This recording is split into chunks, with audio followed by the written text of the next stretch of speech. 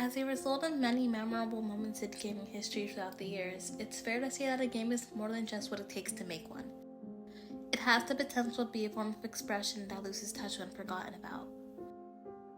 3 years ago, the music video for Skies Forever Blue released on October 31st.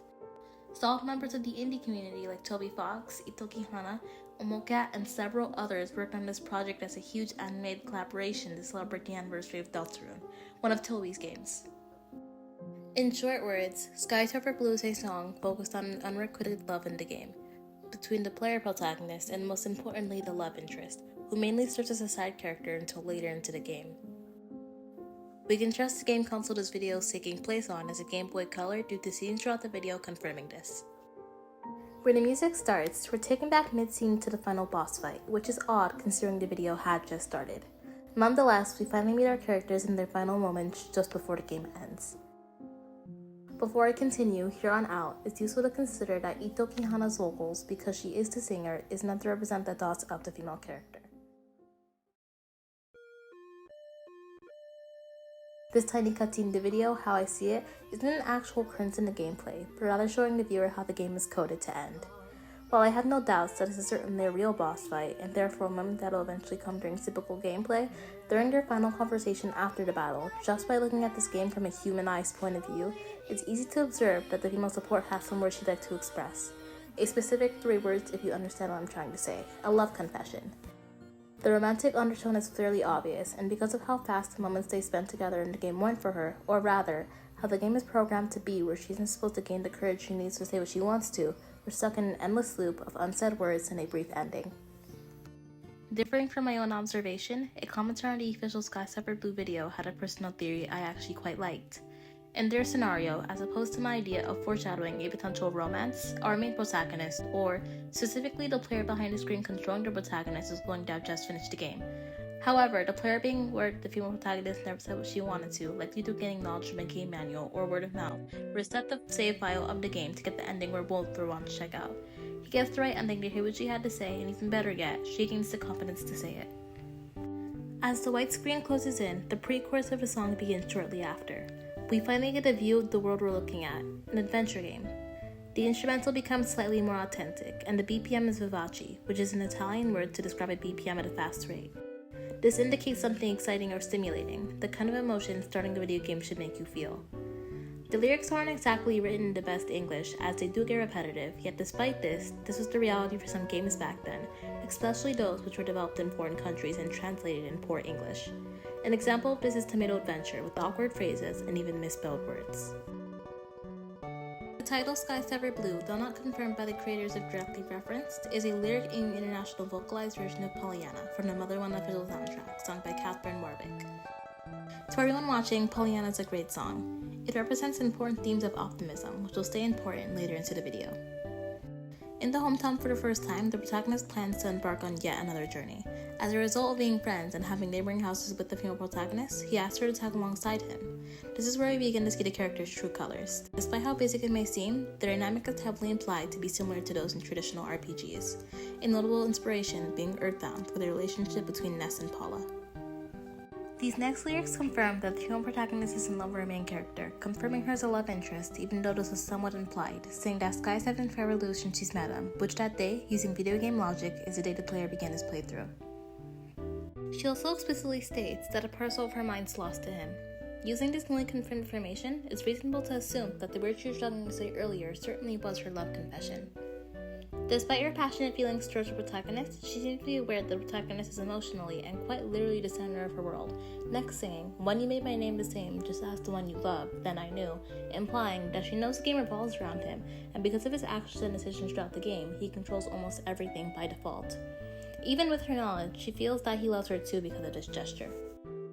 We never find out what her name really is, or any of them for matter of fact. Nonetheless, that lyric was really smart on the writer's part, because people, but more often younger players, when they have the option to name a character in the game, like when naming their rival in Pokemon, they would typically make the said character share a name with one of their close friends, or even a crush.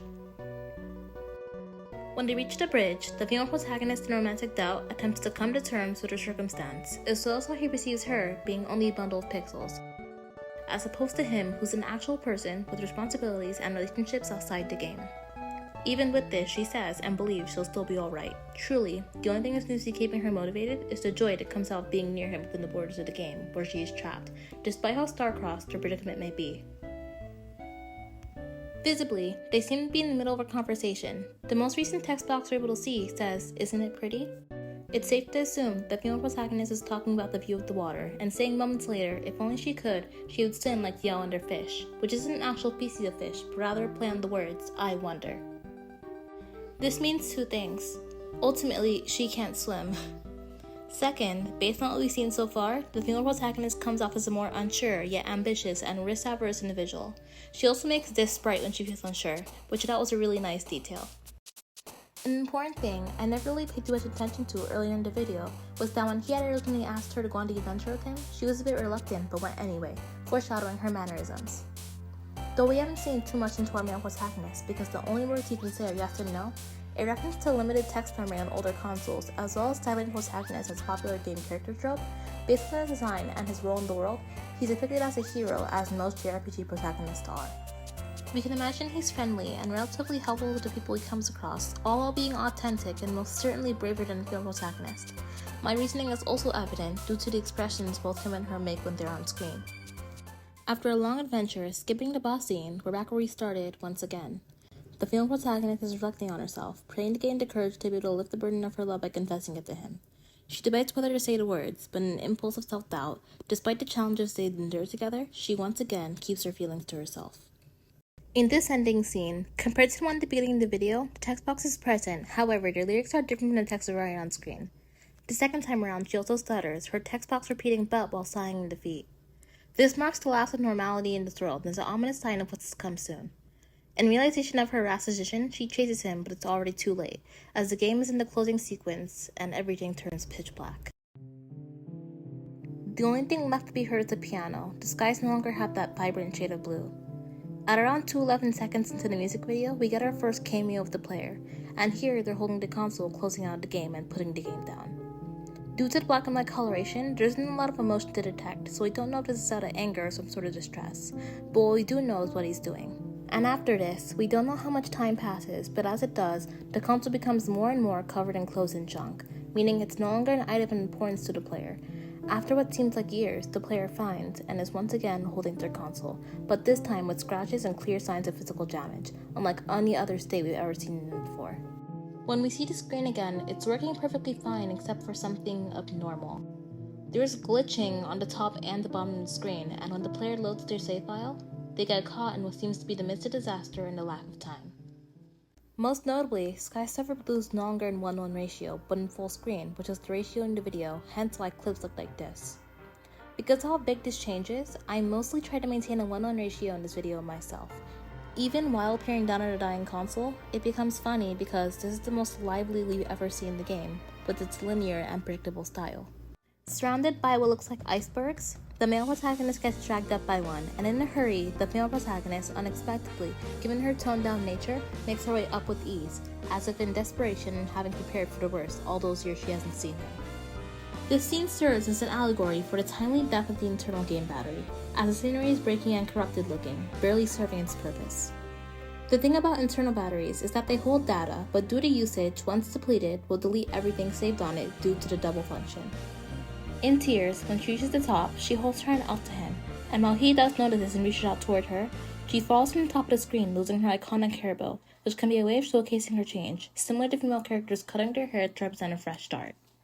As she falls into the void, we can see their previous moments together in the glitches, and we're reminded of her fear of water, as when she falls, she holds her neck, and on screen, we can see repeating circles that look similar to vibration puddles you'd see during rain, which dignifies her helplessness, drowning in this unfortunate situation. Back in the hometown again, the familiarity and warmth of the place you once knew is fading in real time, and the coloration is muted. Despite this, the sky still holds its blue color. Instead of him being at her door, she's seen at his door and is dragging him out in a somewhat angry manner, to speedrun the adventure sequence and to confess before she loses her chance forever. By doing this, she strategically switches the roles in the game, him becoming the love interest and her the protagonist, but a false one, leading him through the town and above the mountain, much like how he did back in the days where the console was functioning normally. These game panels are also much more vibrant than the ones before, signifying the game's true nature. Instead of looking down at the lake and hesitating, she jumps right in while holding hands with him. I forgot to mention that she had rejected a dance with him at the dance hall, making the excuse that she was no good at it during the second playthrough. However, this time the clip isn't shown, but due to the rigid state of RPGs staying generally the same every playthrough with the exception of some runs with secrets or ways to skip parts, we can assume that she does dance with him, embracing their final moments once more before cutting into the end scene. Enjoying what happiness they may have left before everything ceases to exist, with their final time, the lyrics change from "shall I say my line" to "shall I change my line," meaning that there was never a love confession code in the game to begin with. Which you can speculate that her getting romantic feelings could have been a bug or a way of narrating villainizing the code of the game, which prevented her from confessing in the first place. Leaving her fears behind for the sake of her sanity, the screen pans toward her. As suddenly, like it was nothing, she recollects herself, once again, this time, finally saying "I love you" with a smile on her face. Which, spoilers for your line April, due to the clear similarity in expression, is a clear reference to Kaori Miyazono's love confession. The game cuts out here, leaving us at a bittersweet ending. Save file 1, the save file Skyscraper Blue belonged to, is now erased, compared to the last time we saw it. Many people have made the argument that the glitching and malfunction is purely a result of the game battery dying, which is true, and while I have no prior experiences with any of the Game Boy series, I beg to differ. Because the female protagonist changes from being helpless to leading the game's external sequence, I'd like to say that the game file became corrupted along with losing battery, as seconds later, the audio becomes distorted and Skyscraper Blue shuts off, signifying the end of their story and the battery. For what I thought, Skyscraper Blue is a beautiful piece of media, and the accurate storytelling of tragedy, which is a really popular fiction scenario nowadays. Itoki Hana did an amazing job on the vocals, projecting her emotion well and accurately for a song simply about a game. The collaboration between indie artists is what really sold me, and it makes me very happy to think that when artists come together, they can make something as touching as this. I avoided referencing this game to Omori or Deltarune purely because I don't want to take away from the fact that others made this too. And while I could see where others are coming from with their theories, I wanted this video to color Skyscraper Blue, and that alone. For the last bit of this video, I'd like to point out their battle stats in the very beginning of the video. 35, 12, 23, and 4, and when added up, references outside Skyscraper Blue, and is dedicated to 74, another song masterpiece that Itoki Hana and Toby Fox created together. On the Skyscraper Blue website, linked on the MV, we get a longer version of the credit scene, and when we look at the overview, we can see art of the male protagonist looking off into the distance, while in the darkness of the void, at the bottom of the site, we can see the female protagonist looking up from where she's at, wishing to be up there with him, but she knows she'll never be real. And being stuck within the game, she must endure any circumstance that happens on the inside, even if it involves her total erasure as a character. That's what makes Skyscraper Blue truly horrifying. The fact that there are no horror elements in it, but rather a timer to when the world will be lost, which adds to the suspense of their final moments together, where they're both happier than ever, strengthening the statement that when you live your life in freedom, despite the situation, you will live and eventually die happier than most people. On this note, now that everything's over, I'd like to close the video off here. As always, thank you for watching, and if you want more content, video essays, analyses, and deep dives, please consider subscribing.